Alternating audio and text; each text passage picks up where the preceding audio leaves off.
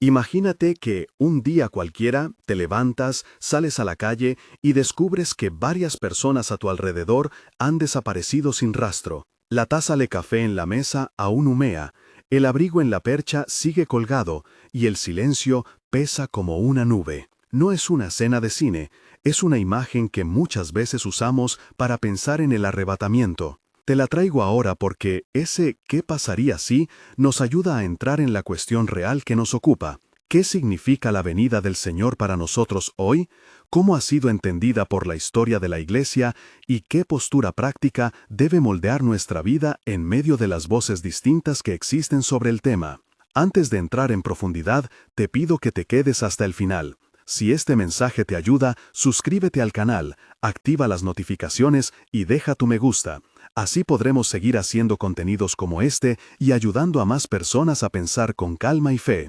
Cuando hablo del arrebatamiento, no pretendo ofrecer una solución definitiva a todas las preguntas. Lo que busco es orientarte con humildad, exponer orígenes históricos, comparar las tres grandes posiciones interpretativas y, sobre todo, invitarte a una respuesta de fe práctica, vigilancia, santidad, testimonio y unidad. Me presento. Soy pastor y profesor, llevo años enseñando y estudiando las Escrituras, discutiendo con colegas y escuchando a personas que han sufrido miedo por la incertidumbre escatológica. Por eso te hablo desde la cercanía. Te imagino preocupado, a veces confundido, otras veces tentado a la división. Quiero que salgamos de aquí con mayor claridad y con paz en el corazón. Permíteme contar una escena breve que me marcó. Hace unos años, en una madrugada de guardia pastoral, me llamaron de un hospital. Una familia estaba al borde del colapso porque un hermano creyente había muerto súbitamente. Mientras iba en el coche, pensé en 1 Tesalonicenses 4, donde Pablo consuela a los que pierden a los suyos durmiendo en Cristo. En la sala, la hija adolescente me agarró la mano y dijo, llorando, ¿y si se lo han llevado? No buscaba detalles teológicos, buscaba consuelo y certeza de que su padre estaba con el Señor. Esa necesidad pastoral, más que la curiosidad especulativa, debe guiar cómo hablamos de escatología. Primero consuelo, luego explicación. Historia y orígenes. Para entender por qué hoy existen tantas voces, debemos mirar la genealogía de estas ideas. Algunos historiadores sugieren que la noción moderna del arrebatamiento ligado a una venida secreta se consolidó en el siglo XIX. En el trayecto aparecen nombres como Margaret MacDonald, una joven escocesa del movimiento carismático en la década de 1830, cuya visión fue tomada por algunos como un indicio temprano de una separación entre la Iglesia y un tiempo de tribulación. John Nelson Darby, pastor y teólogo de los Hermanos de Plymouth, desarrolló una sistematización teológica, lo que más tarde se conocería como dispensacionalismo, que separó de manera más nítida la historia sagrada en etapas, y planteó un arrebato de la Iglesia previo a un periodo de juicio. A principios del siglo XX, la obra de Cyrus I. Scofield, a través de su Biblia anotada, popularizó estas ideas en el mundo anglosajón, y con ello se extendieron dentro de círculos evangélicos. Ahora bien, es importante subrayar, según ciertas fuentes y estudios históricos, no existió un único origen lineal, ni una sola influencia causal. Hubo una interacción compleja de tradiciones, contextos sociales y lecturas de textos proféticos. Si escuchas relatos que presentan una sola fuente de forma determinante, mantén la cautela. Esta genealogía nos ayuda a situar las posiciones y a ver por qué la controversia no es solo exegética, sino también histórica y pastoral. Algunos pastores y creyentes adoptaron el pretribulacionismo porque ofrecía una esperanza inmediata de escape. Otros prefirieron una lectura donde la Iglesia participa del sufrimiento de Cristo y, por tanto, atraviesa la tribulación. Cada posición refleja, en parte, sensibilidades teológicas y contextos culturales. Ahora entremos en el texto. Quiero que vayamos a las Escrituras con respeto por su propio lenguaje. Empecemos por 1 Tesalonicenses 4, 13-18, que funciona a menudo como eje de nuestras discusiones. En su carta, Pablo se dirige a una comunidad que teme por los que han muerto. Su objetivo pastoral es consolar. Afirma que los muertos en Cristo resucitarán primero, y luego los que vivimos seremos arrebatados juntamente con ellos para recibir al Señor en las nubes.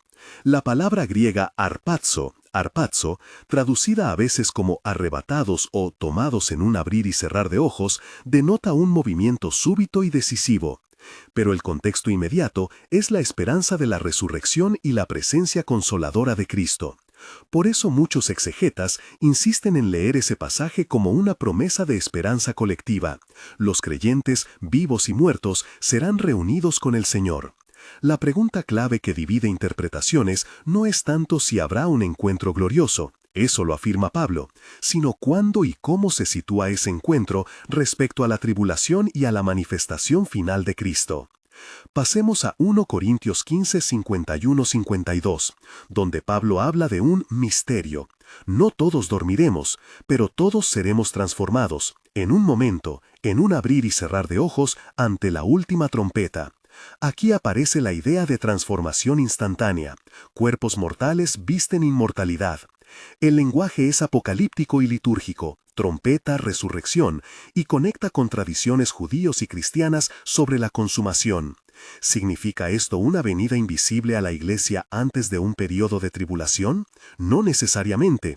El pasaje subraya la transformación final de los creyentes en la consumación.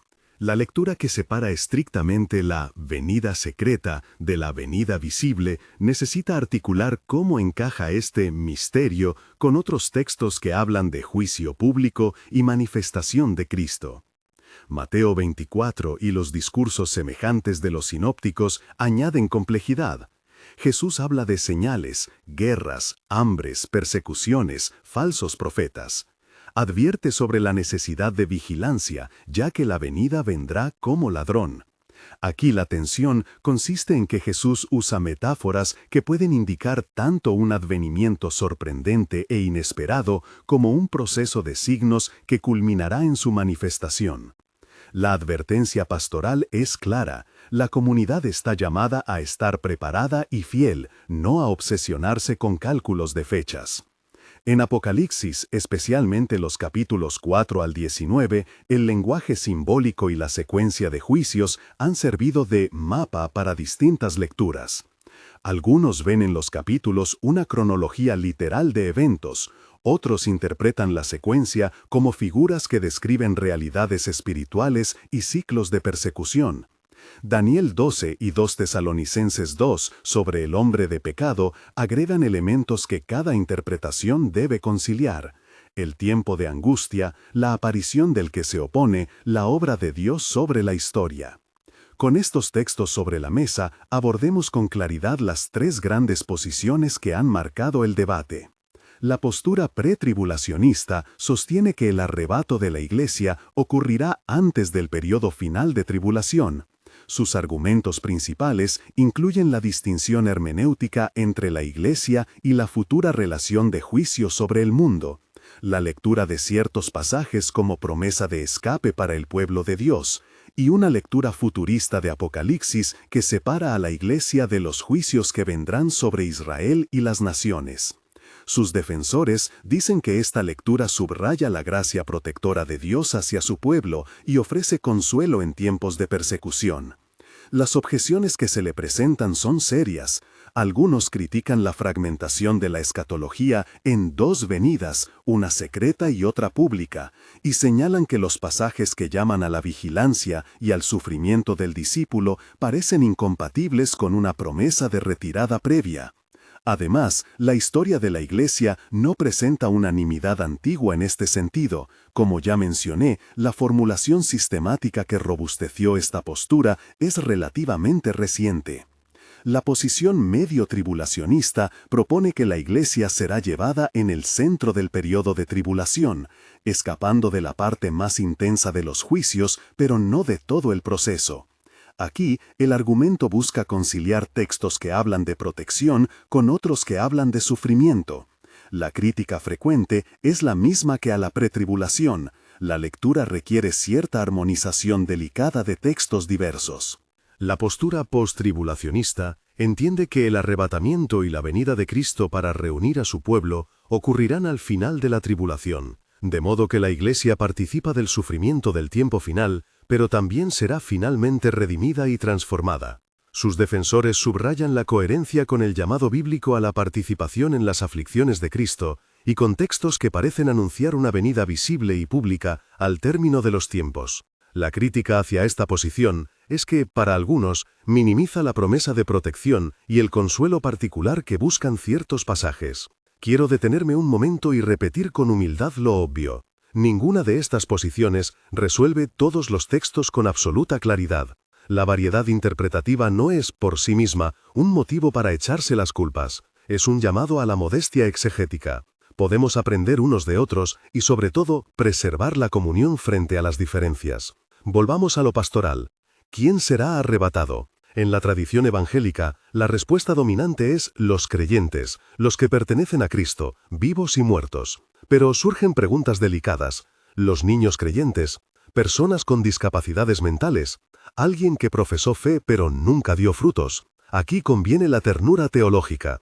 La Escritura subraya la obra soberana de Dios y enfatiza la gracia. No es nuestra tarea humana dictaminar con certeza el destino de casos concretos. Sí es nuestra tarea proclamar la gracia, llamar al arrepentimiento y confortar en la esperanza.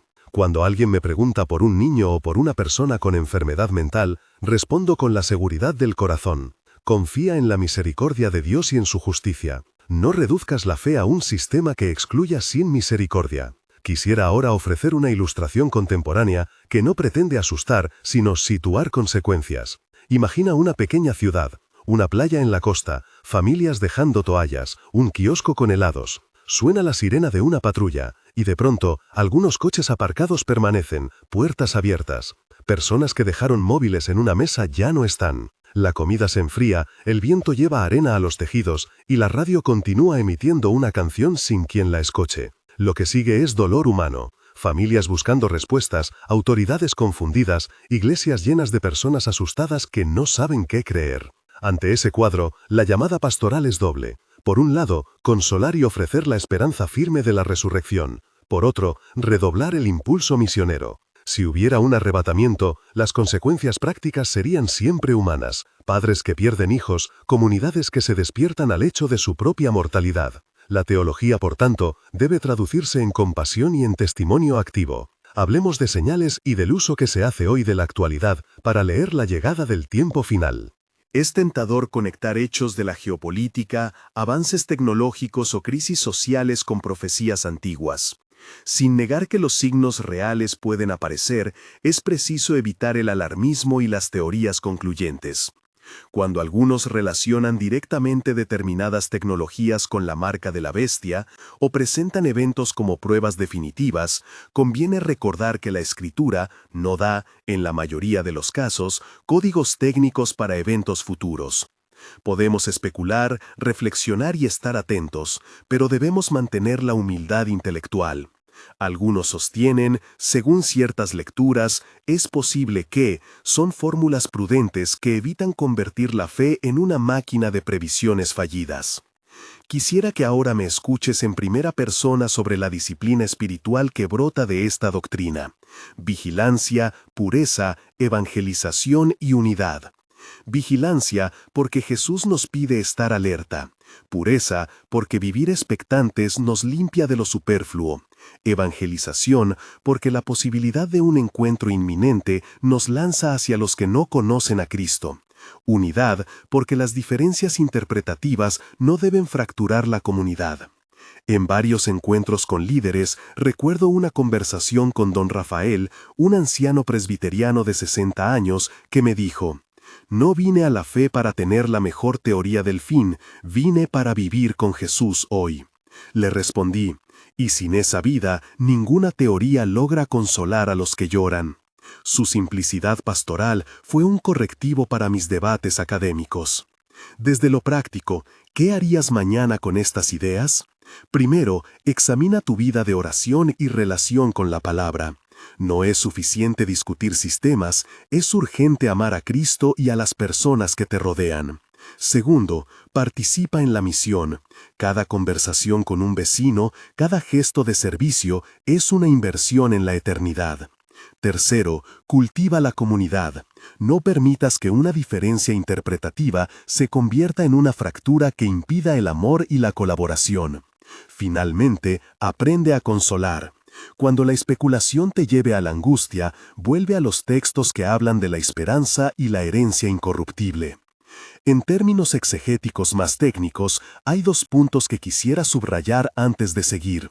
El primero es que el verbo harpazo no aparece uniformemente en el corpus apocalíptico como una noción de evasión del juicio.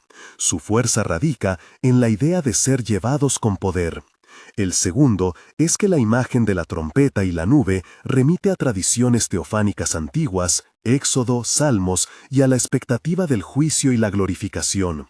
Por tanto, cualquier sistema teológico serio debe integrar tanto el consuelo como la llamada al juicio y la manifestación pública de Cristo.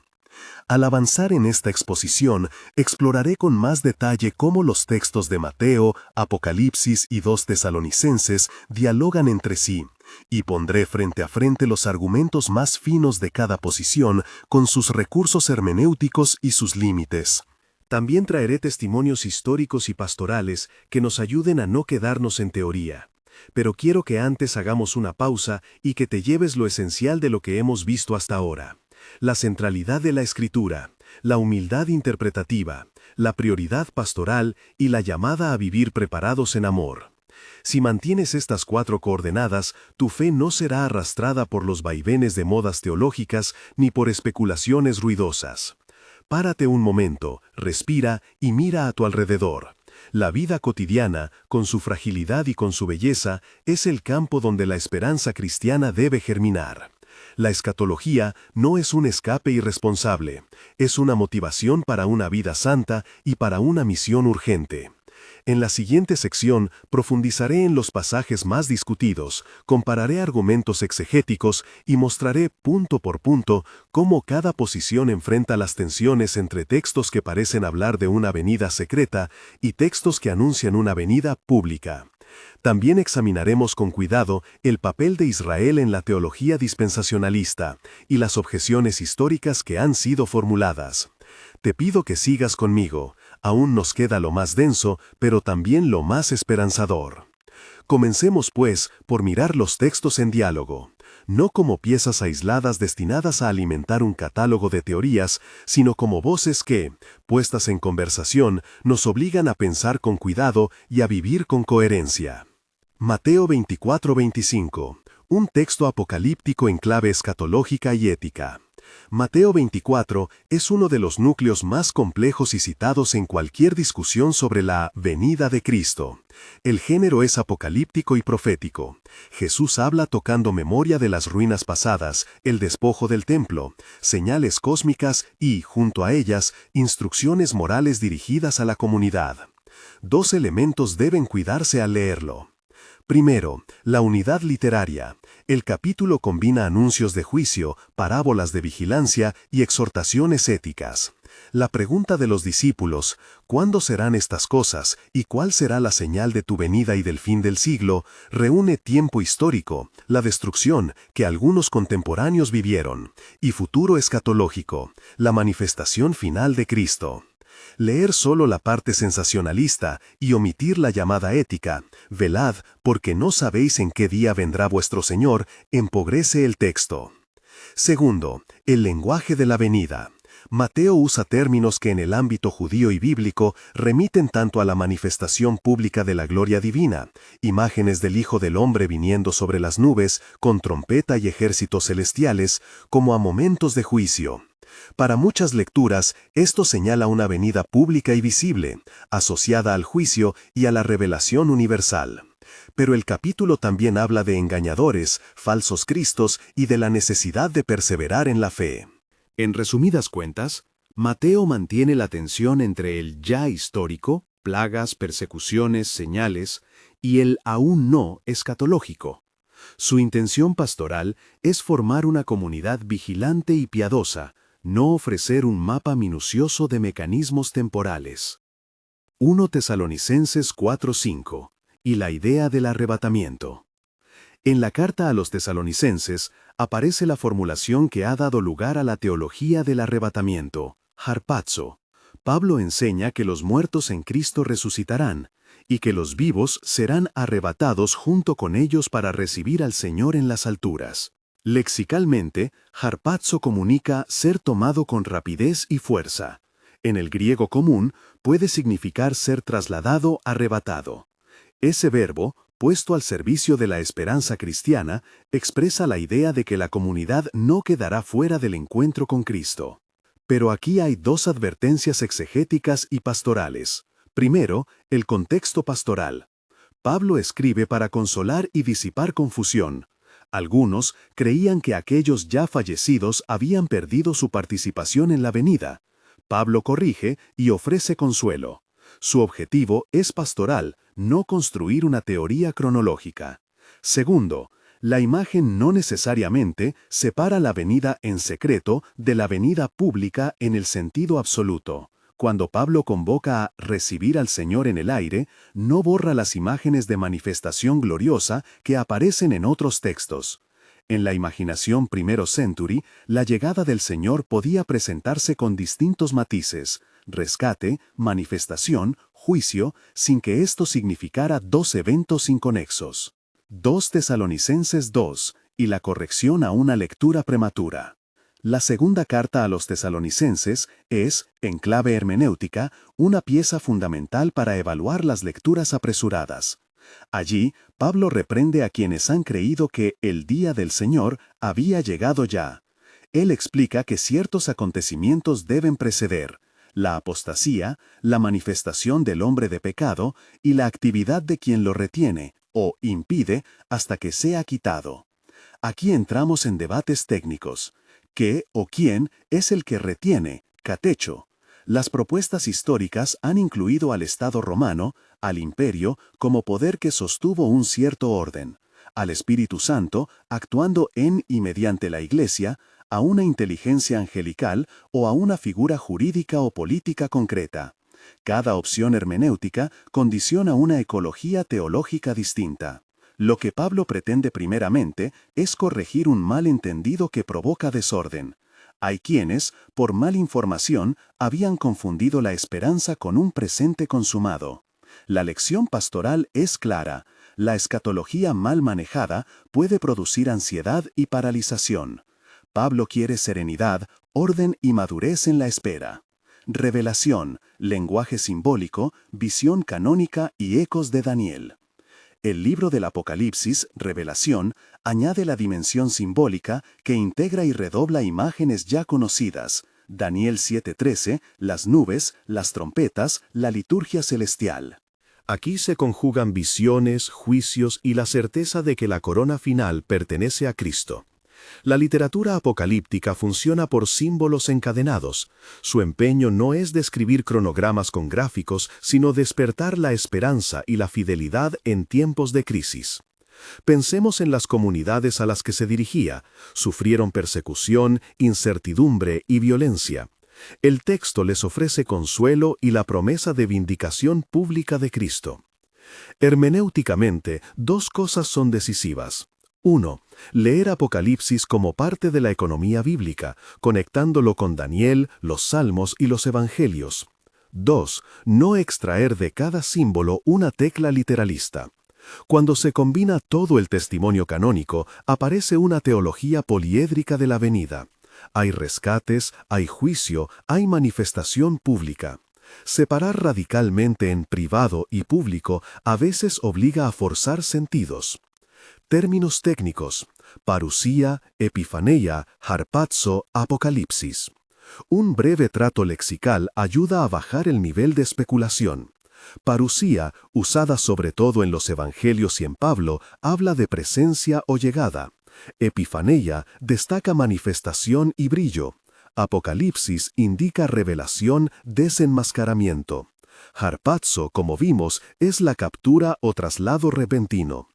Estas palabras no se oponen mecánicamente entre sí, más bien articulan facetas de un mismo acontecimiento teológico: la consumación de la historia bajo Cristo. Una teología sana respeta esos matices sin transformarlos en sistemas herméticos. Discernir entre lecturas. Historicismos interpretativos. En la tradición exegética conviven varios enfoques que conviene reconocer, no para escoger acríticamente uno, sino para entender sus fortalezas y límites. El preterismo, mucho de lo profético ya cumplido en el siglo I. El historicismo, los símbolos se cumplen a lo largo de la historia. El futurismo, la mayoría de lo apocalíptico espera cumplimiento futuro. Y el idealismo, la lucha del bien y el mal como realidades espirituales atemporales. Cada lectura responde no solo a una lectura textual, sino a una experiencia histórica y pastoral. Los presbiterios que vivieron persecuciones, los teólogos que enfrentaron modernidad o ateísmo, los pastores que asistieron a comunidades rotas, todos traen sensibilidades que explican su elección hermenéutica. Israel en la escatología. Preguntas de continuidad y promesa. Aquí llegamos al tema que más ha polarizado debates, el papel de Israel en el plan de Dios. La teología dispensacionalista distingue las promesas hechas a Israel de las hechas a la Iglesia, postulando planes paralelos que convergen en la consumación. Esa posición fue articulada con fuerza por John Nelson Darby en el siglo XIX y difundida ampliamente por obras como la Scofield Reference. Sus defensores subrayan la letra de las promesas a los patriarcas y la continuidad de las profecías mesiánicas con una restauración nacional de Israel. Frente a ello, las tradiciones bíblico-covenantales o neocovenantales insistan en la continuidad fundamental entre promesa y cumplimiento en Cristo, de modo que la Iglesia participa de la herencia mediante la fe y la incorporación en Cristo. Para ellas, la nación de Israel tiene un lugar irrevocable en la economía histórica de Dios, pero la Iglesia no queda reducida a mero reemplazo, ni tampoco a una categoría totalmente separada. La lectura es más telúrica. Promesa y cumplimiento se articulan en el misterio del pueblo de Dios. El debate exegético gira en torno a principios hermenéuticos. La promesa a Abraham se cumple literalmente en una restauración política nacional o se cumple tipológica y espiritualmente en y mediante la comunidad de los creyentes. La respuesta requiere lectura atenta de textos proféticos del Nuevo Testamento y una sensibilidad canónica que evite tanto el etnonacionalismo como la negación de la particularidad histórica de Israel. Críticas históricas y consecuencias prácticas. Las objeciones históricas a interpretaciones dispensacionalistas suelen señalar que la exégesis de Darby y sus seguidores asignó a ciertos textos un sentido que no era el más natural para los primeros lectores. Además, se acusa a esas lecturas de producir expectativas que, cuando fallan, causan desengaño o manipulación espiritual. En contrapartida, la lectura covenantal ha sido criticada por algunos por suavizar la dimensión nacional de las promesas y por no ofrecer esquemas tan claros para lectores que buscan certezas cronológicas. Importa decir, ninguna de estas discusiones debe eclipsar la centralidad de Cristo. Las variantes doctrinales sobre Israel no justifican fracturas en la comunión cristiana. Don Rafael, en su tono pausado, recordaba que la teología que no practica la caridad ha perdido su rumbo.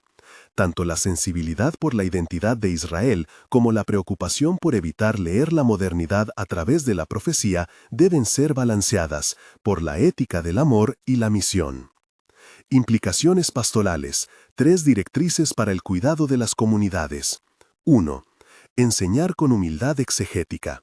Los teólogos y pastores deben distinguir entre lo que el texto afirma con claridad y lo que es conjetura. Señalar incertidumbres no es cobardía teológica, sino fidelidad pastoral. Es preferible admitir límites antes que presentar hipótesis como dogmas.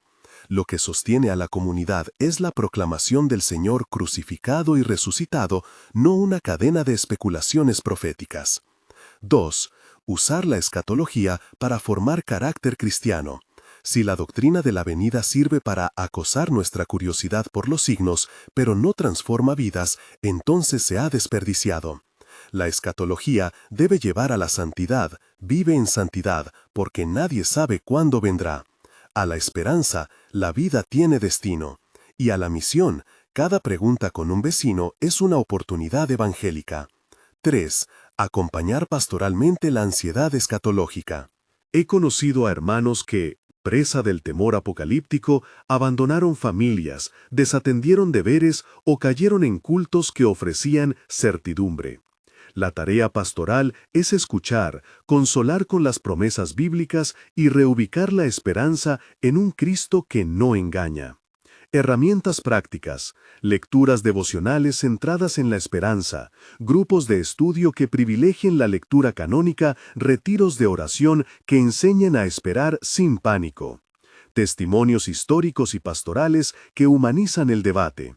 Recordemos dos testimonios que no aparecen en los manuales técnicos, pero que enseñan más que muchos argumentos.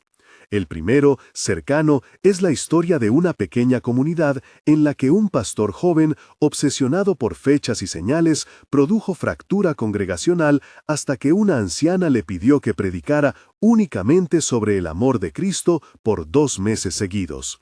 El resultado fue notable, la congregación volvió a la caridad y la preocupación por los pobres. El segundo proviene de la historia antigua. Las primeras generaciones cristianas vivieron con la firme expectativa de la pronta venida, no sabían calendarios modernos y sin embargo la liturgia, la caridad y la resistencia diaconal sostuvieron la comunidad hasta que la historia se prolongó. El punto es que la expectación no equivale a escapismo, puede alimentar la fidelidad cotidiana. Comparación puntual de argumentos, resumen previo a la evaluación detallada. Para que luego podamos trabajar cara a cara con las posiciones que se contraponen, conviene resumir en claros rubros aquello que a menudo se contrapone. Defensa del arrebatamiento como evento distinto y secreto. Se apoya en lectura literalista de pasajes paulinos y en una hermenéutica que separa a la Iglesia de las promesas nacionales de Israel. Defensa de una venida única y pública, se apoya en el lenguaje sinfónico de los evangelios, la unidad temática de Apocalipsis y la interpretación que considera al rapto parte de la misma manifestación final. Lecturas intermedias y mixtas sostienen que la tradición bíblica puede hablar de fases o manifestaciones múltiples de la misma realidad escatológica, sin forzar una dualidad rígida. Cada posición trae consigo recursos hermenéuticos y costos pastorales. El paso siguiente, y al que dedicaré especial atención en lo que sigue, será medir cada argumento a la luz del texto original, del testimonio canónico y de las consecuencias comunitarias en la vida de la Iglesia. Al entrar en ese análisis punto por punto, me detendré en ejemplos textuales, la función de las trompetas en Mateo y Apocalipsis, el papel del retén en 2 Tesalonicenses, las implicaciones de hablar de las naciones en el juicio final y la manera en que Pablo entiende la esperanza corporal y comunitaria en 1 Tesalonicenses. No lo haré para ganar una disputa, sino para que puedas, con herramientas claras, discernir y acompañar a otros con calma y firmeza. Comencemos pues el examen puntual prometido, cuidando en cada paso de confrontar el texto con sus contextos y sus efectos en la vida de la Iglesia. 1. La función de las trompetas en Mateo y en Apocalipsis. Las trompetas aparecen en distintos lugares de la Escritura y no siempre significan lo mismo. Su sentido depende del género literario y del tejido simbólico en que se insertan.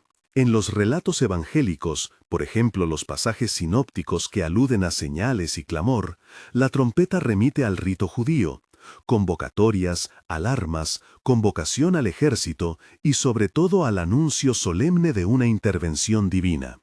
Por eso, cuando el Señor habla de señales en el sol, en la luna, en las estrellas y de voces que llaman a ponerse en pie, la imagen de la trompeta subraya la dimensión pública y audible del juicio y de la venida.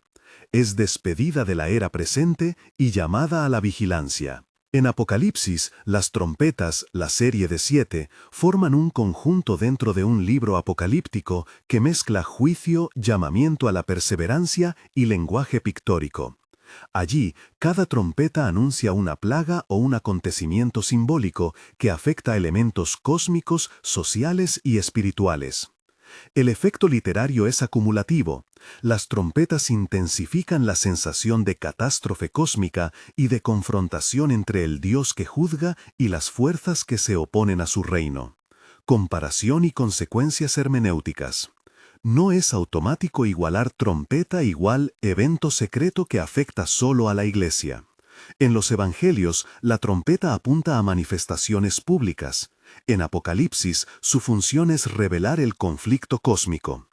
Por tanto, quien sostiene una lectura que separa en dos fases totalmente disjuntas la manifestación del Señor, suele elegir una hermenéutica selectiva. Toma el simbolismo litúrgico de las trompetas y lo lee como una señal interna de la Iglesia. Esa lectura es posible, pero requiere justificar por qué se prescinde de la dimensión pública y comunitaria que el símbolo sugiere en otros pasajes. Pastoralmente, esto implica dos cautelas.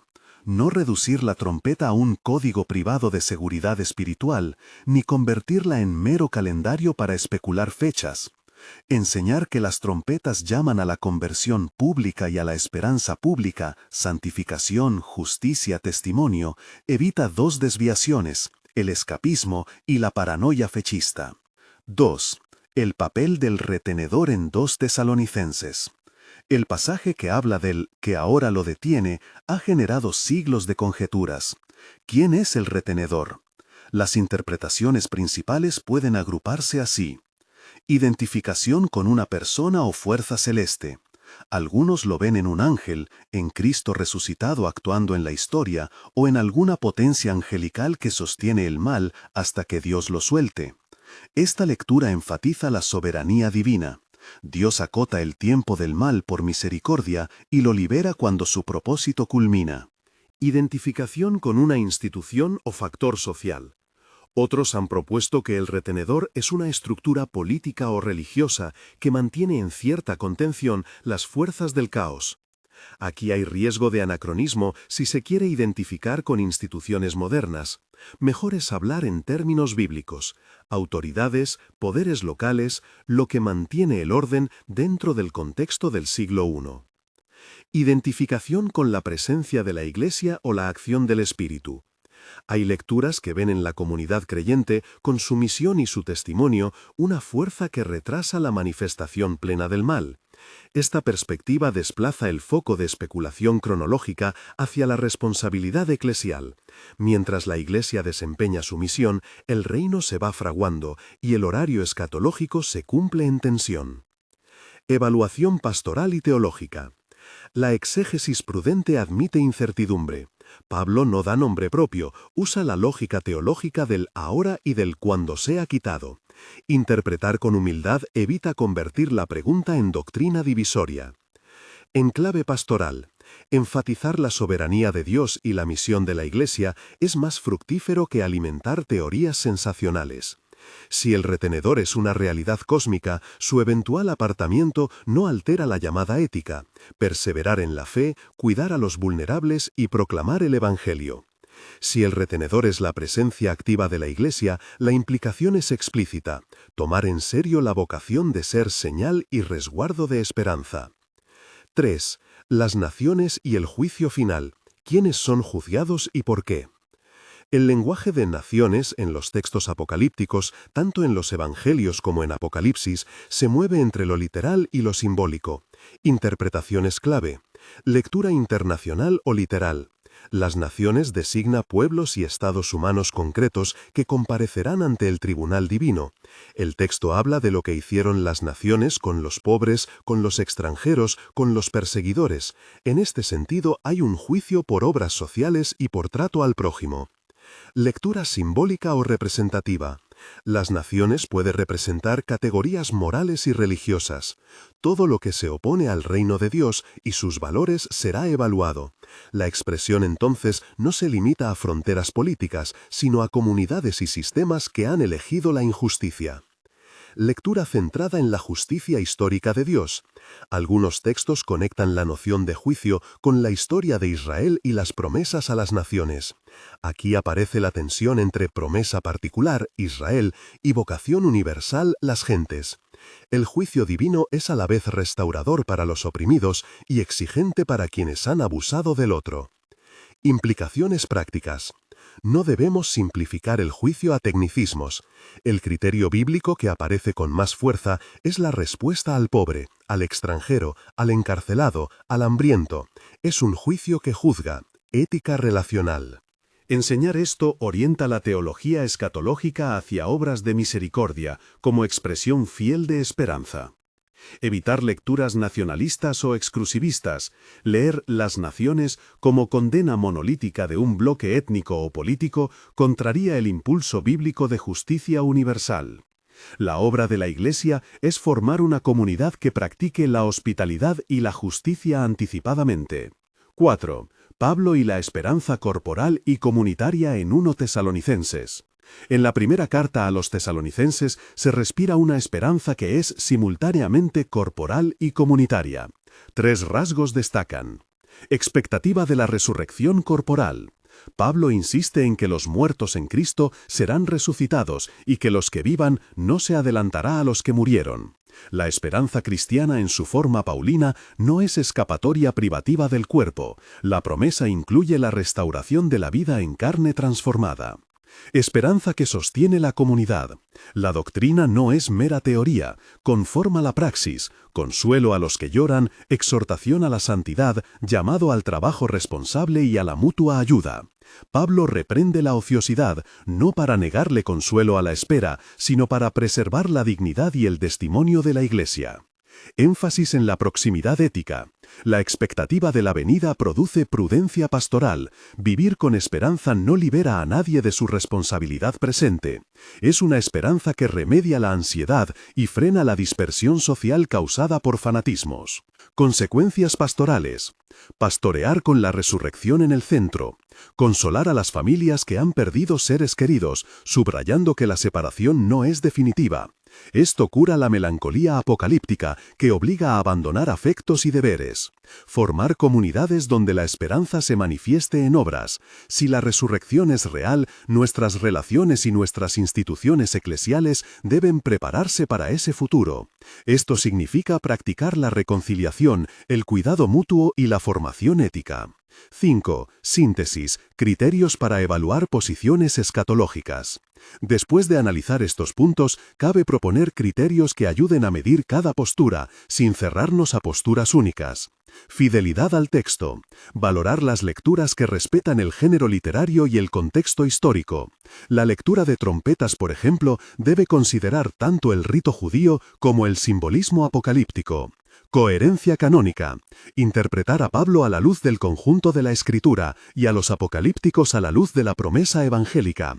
No es legítimo construir doctrina esencial a partir de un texto aislado sin diálogo con la teología bíblica mayor. Prudencia pastoral. Cualquier interpretación que promueva abandono de deberes, alarma indecente o exclusión social debe ser revista. La escatología es para formar carácter y misión, no para provocar fractura. Atención a la comunidad doliente. Las lecturas deben ser herramientas de consuelo y de llamada a la santidad. Si una posición teológica produce ansiedad paralizante en la comunidad, su valor pastoral necesita reexamen. 6. Aplicaciones prácticas para la predicación y el acompañamiento. Para que este trabajo sirva a pastores y líderes, propongo medidas concretas. Enseñar dialécticamente. Presentar las principales interpretaciones con sus argumentos y costes, mostrando que existen límites legítimos a la certeza, y que la confianza en Cristo es el eje. Priorizar formación ética. Poner igual o mayor énfasis en la moral profética del reino que en los signos cronológicos.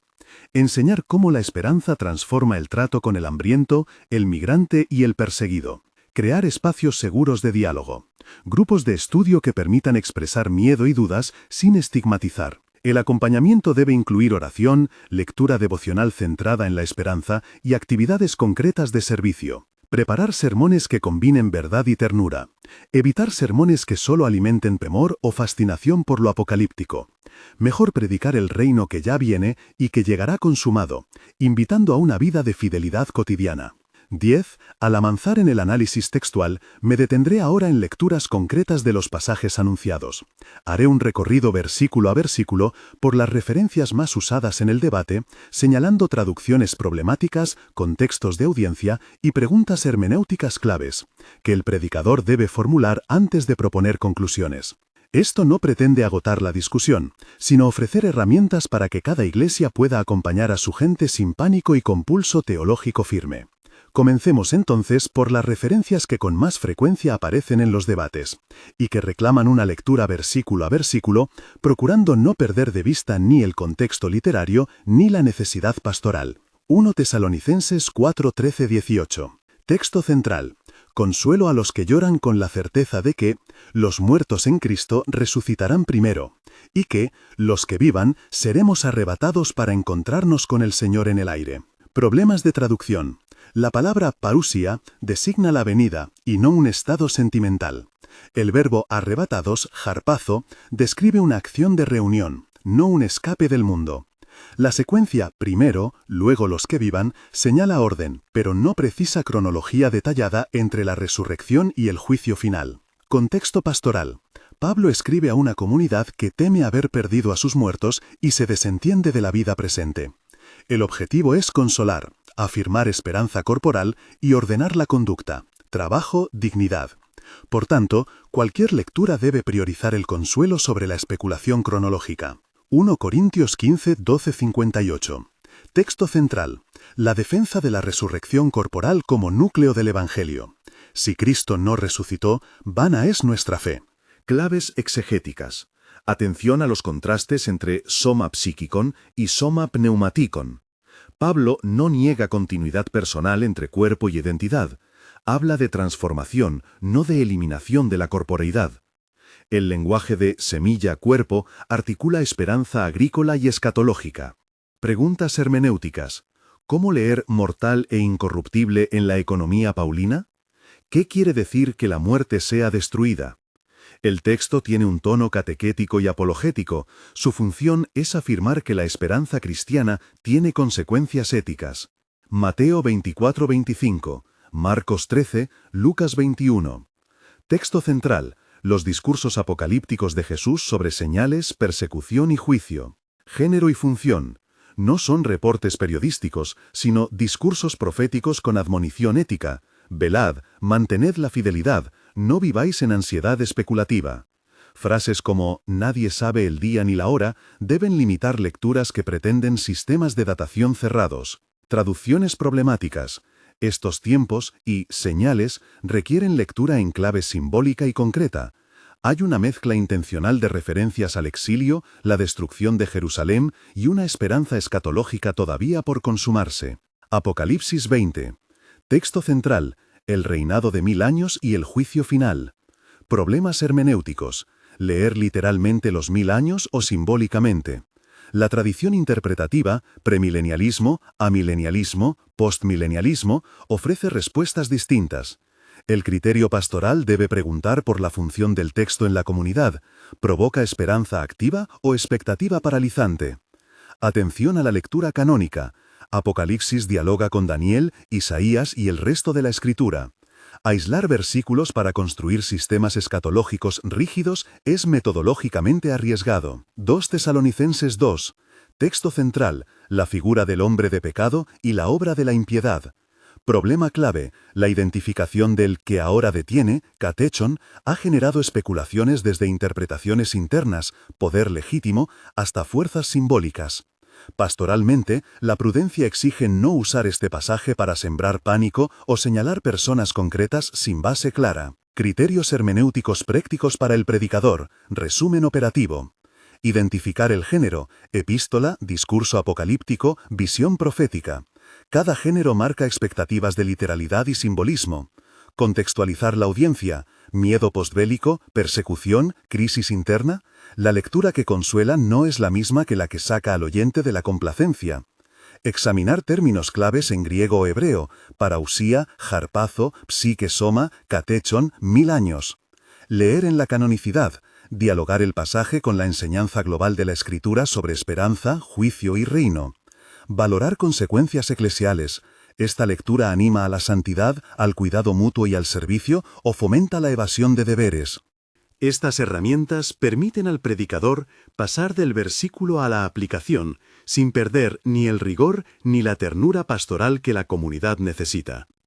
Ahora seguiré con un análisis versículo a versículo de pasajes concretos, señalando traducciones lexicográficas y opciones hermenéuticas que suelen pasar desapercibidas en sermones apresurados.